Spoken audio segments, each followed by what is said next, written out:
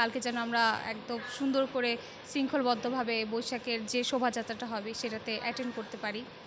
তো অবশ্যই অনেক ভালো লাগছে। সেই সাথে আমি আশা করছি যাতে কালকেও একটু সুন্দরভাবে আমি সেজে গুজে এসে এই শোভাযাত্রায় অংশগ্রহণ করতে পারি।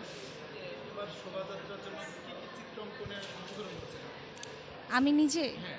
আমি নিজে তো অনেক কিছুই করলাম। সরা পেন্টিং করলাম, পেঁচা বাঘের মুখোশ করলাম, রাজা রানীতে ওখানে পাপেট হচ্ছে, পাপেটে কাজ করেছি।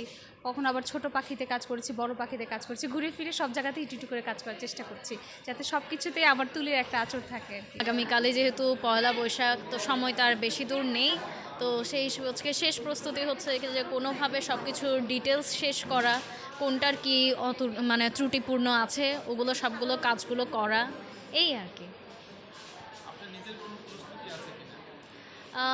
আমার প্রস্তুতি বলতে এই যে মঙ্গল শোভাযাত্রায় সব ফ্রেন্ডরা মিলে বের হব, সবাই মিলে আনন্দ হইচই করব, উল্লাস করব, সিনিয়ররা সহ থাকবে, তারপর শোভাযাত্রায় আমরা র্যালি হিসেবে বের হব, এটাই আর কি আনন্দ। শোভাযাত্রা করে আলাদা কোনো আছে কিনা? হ্যাঁ, অবশ্যই বিভিন্ন প্রোগ্রামে যাব, গিয়ে ওখানে অ্যাটেন্ড করব।